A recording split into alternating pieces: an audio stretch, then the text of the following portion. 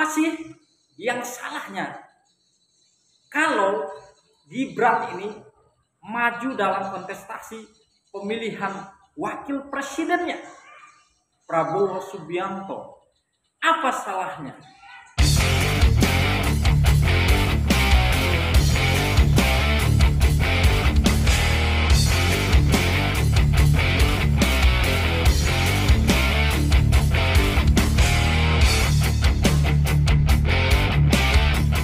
Halo teman-teman, jumpa lagi dengan saya Yohanes Edianus. Nah, buat teman-teman yang belum bergabung di channel YouTube Yohanes Edianus, saya menyampaikan selamat bergabung bersama saya. Buat teman-teman yang baru bergabung, jangan lupa untuk like, subscribe, komen, dan share ke teman-teman yang lain supaya video-video yang saya bagikan bermanfaat lebih luas lagi. Nah teman-teman, pada kesempatan ini saya coba untuk membahas topik yang sedang hangat berkaitan dengan Pilpres 2024. Nah, terutama yang mau saya bahas terkait dengan cawapresnya Pak Prabowo Subianto.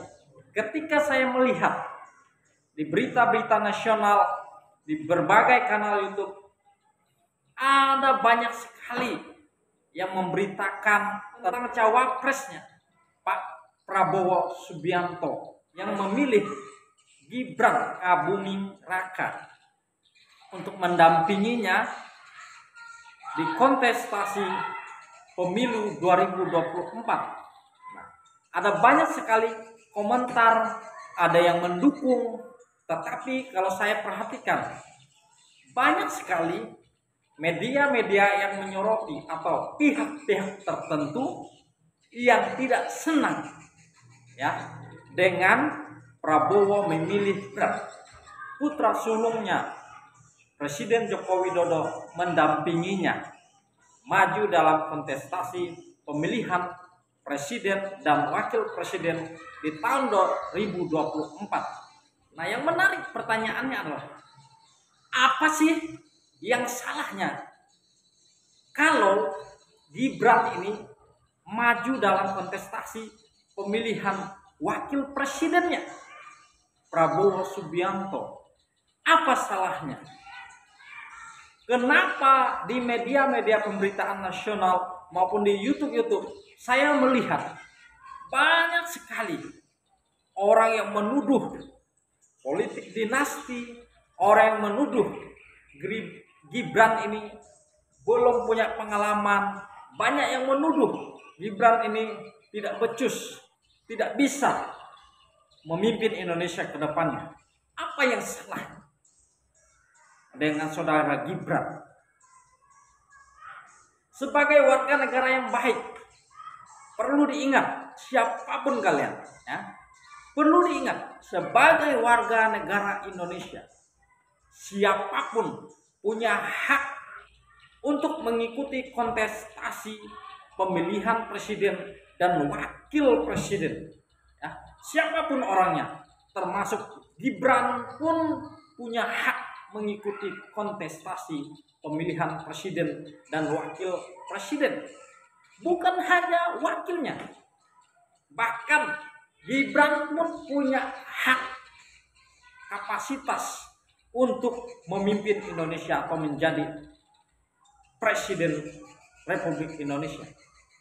Tidak ada yang salah, karena kita harus punya keyakinan, punya pandangan. Siapapun yang memimpin Indonesia ini tanpa campur tangan Tuhan, tidak ada yang bisa.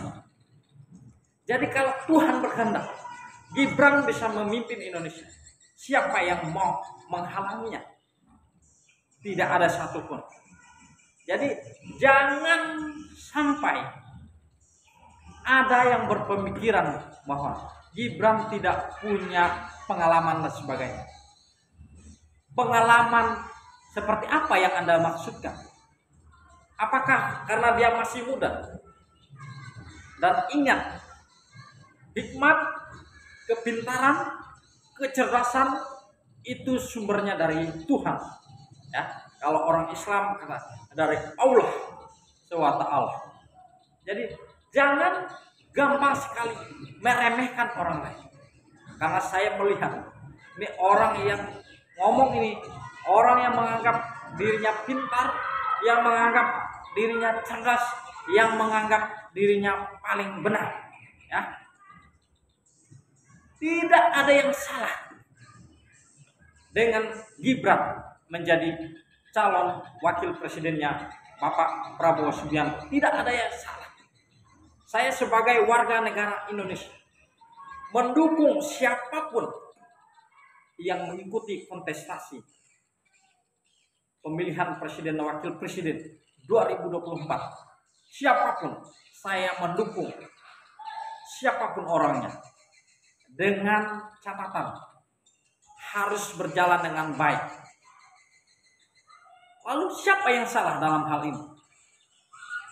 Dalam hal ini saya mau katakan yang salah adalah kita atau kalian yang mungkin sakit hati, ya, tidak puas terhadap kinerjanya Presiden Joko Widodo, bahkan merasa tidak diperhatikan.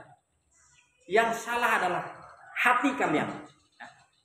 Kalau kalian memperbaiki hati kalian terhadap siapapun, maka tidak ada niat sedikit pun di dalam hati kalian untuk menjatuhkan, untuk merendahkan, untuk meremehkan orang lain, termasuk saudara Gibran Rakabuming ini. Ya, kenapa banyak yang memilih dia? Nah, itulah keuntungan dari Gibran. Ya, berarti dia punya daya magnet. Kalau kalian merasa paling benar, kenapa kalian tidak maju saja? Kalian mewakili rakyat katanya, yang menghakimi, yang menuduh Gibran. Kenapa tidak kalian yang katanya mewakili rakyat, yang mencalonkan diri? Saya mau katakan, itu semua karena kalian sakit hati terhadap keluarganya Presiden Jokowi. Dan kalian juga tidak tahu bagaimana perasaan Jokowi ketika direndahkan oleh partainya sendiri. Kalian hanya melihat dari segi kekurangan beliau. Tetapi ketika beliau memberikan penghargaan kepada kalian, kalian puji. Ketika kalian menemukan kesalahan pada beliau, kalian caci maki. Nah, itulah kelebihan orang Indonesia pada umumnya. Gampang memuji, gampang pula mencaci maki. Seperti yang saya perhatikan di YouTube. Salah satunya DS. Dulunya memuja-muja Joko Widodo, sekarang mencaci maki, merasa muak dan sebagainya. Yang perlu kalian perbaiki adalah hati kalian. Belajar menyadari bahwa tidak ada satupun manusia itu yang luput dari kesalahan, dari dosa. Bahkan kalian yang sering mengkritik, yang sering menganggap diri paling benar, justru kalian itulah yang punya banyak salah.